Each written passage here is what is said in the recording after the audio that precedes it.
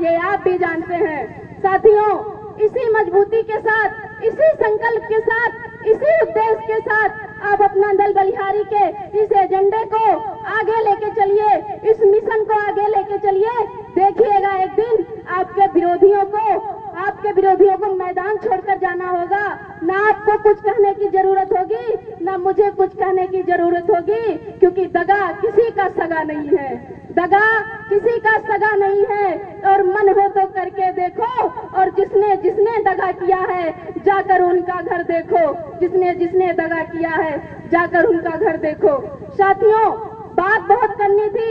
अभी हमारी बहन खुशबू आई थी, कह रही थी दीदी नए नए चेहरे हैं, बहुत दौड़ने के बाद ये लोग आए हैं, पार्टी नहीं है, कार्यक्रम पहला कि दूसरा है शायद, इसीलिए भीड़ नहीं हम लोग कर पाए बहुत मेहनत के बाद, और इनको आप कुछ बता दीजिएगा।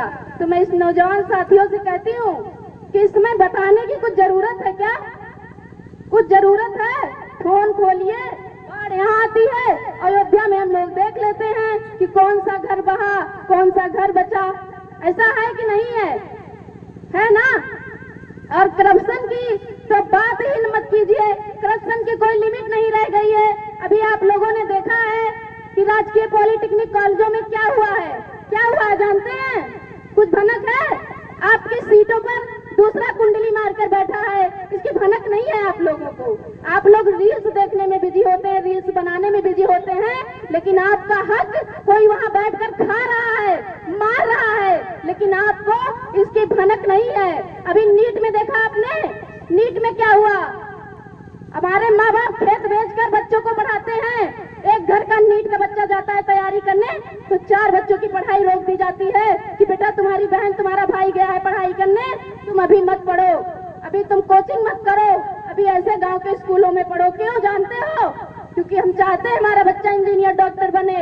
और उनकी सीट पर जाकर देखिए, कोई मंत्री विधायक सांसद का बेटा कुंडली मार के बैठा है और 4 साल बाद फिर वापस आते हैं। उस माँ से पूछिएगा, उस बाप से पूछिएगा उस पर क्या बीतती है। लेकिन हमें लगता है कि आप लोगों को ये भनक नहीं लगी है अभी तक कि आपके आरक्षण पर, आपकी सीटों पर कोई कुंडली मारकर बैठा है।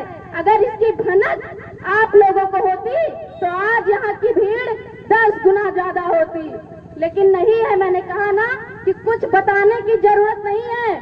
फोन में खोलिए और देखिए कि आपका हक कौन खा रहा है, कौन मार रहा है।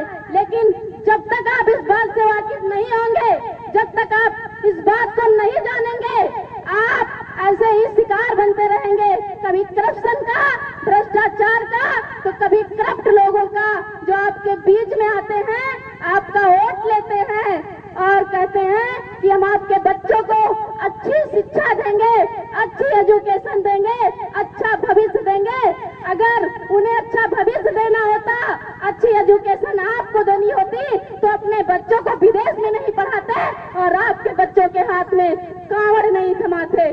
आज सरकारी स्कूलों पर पाबंद लग रहे हैं, प्राइवेट स्कूलों को बढ़ावा दिया जा रहा है। देश के अंदर इस अफवाह को बंद कर दिया गया, लेकिन प्राइवेटाइजेशन देख लीजिए चरम पर जा रहा है। आपको 5 किलो राशन दे रहे हैं, आपको 10 लोगों की लाइन लगा के राशन लेनी पड़ती है, और अपने लोगों को रेलवे दे रहे हैं। क्या दे रहे हैं? अपने लोगों को रेलवे दे रहे हैं, बेच रहे हैं भारत को, और आपके बच्चे के भविष्य को बेच रहे हैं। अपने लोगों को वो आगे ले जा रहे हैं और आपके समाज को पीछे कर रहे हैं। गरीब होता जा रहा है, और पूंजी का सेंट्रलाइजेशन 2-4 लोगों को भारत में उपलब्धि दिला रहा है। वैश्विक लेवल पे आपके साथ भ्रष्टाचार हो रहा है और आपको इस चीज की भनक नहीं है। मैं इन्हीं बातों के साथ अपनी वाणी पर विराम लगाती हूँ और आप सब लोगों का पुनः हार्दिक वंदन अभिनंदन करती हूँ।